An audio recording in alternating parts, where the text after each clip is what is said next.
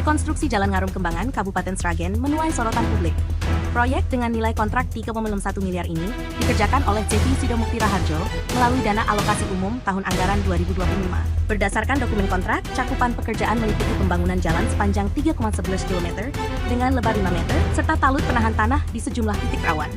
Namun, hasil pantauan di lapangan menunjukkan adanya indikasi pelaksanaan proyek yang tidak sepenuhnya sesuai dengan site plan dan kajian teknis awal.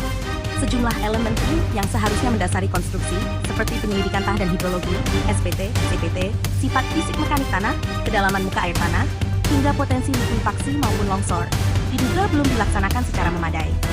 Salah seorang pelaksana lapangan, Tomo, mengungkapkan bahwa pembangunan talut dilakukan di atas lahan basah dengan kondisi tanah jenuh air. Air yang ada di lahan tersebut tidak kunjung habis, meskipun dikuras, ujarnya. Temuan ini memunculkan keraguan mengenai daya tahan struktur serta usia teknis bangunan. Risiko teknis talut di lahan basah. Secara akademis, konstruksi talut pada tanah jenuh air atau lahan rawa memiliki risiko struktural yang signifikan. Tanah basah dengan kadar air tinggi berpotensi mengalami penurunan settlement akibat tidak mampunya tanah menopang beban bangunan.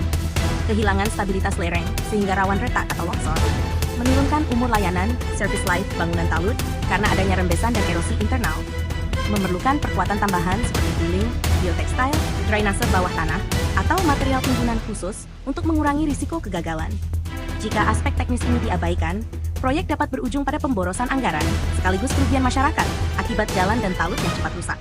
Dalam konteks hukum konstruksi, potensi ketidaksesuaian antara dokumen kontrak, site plan, dan realisasi pekerjaan dapat dikategorikan sebagai pelanggaran terhadap UU No. 2 Tahun 2017 tentang jasa konstruksi. Hal ini juga berkaitan dengan prinsip akuntabilitas penggunaan keuangan negara.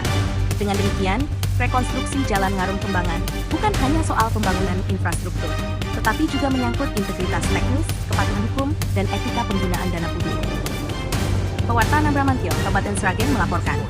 Indonesian Republic News Media, mentor of world news, honest, independent, and intellectual. Setiawan Wibisono, pimpinan redaksi RI News Portal. Media berita Republik Indonesia, jujur, lugas, dan intelektual. RI News Portal, mentor berita Nusantara. Salam satu pena.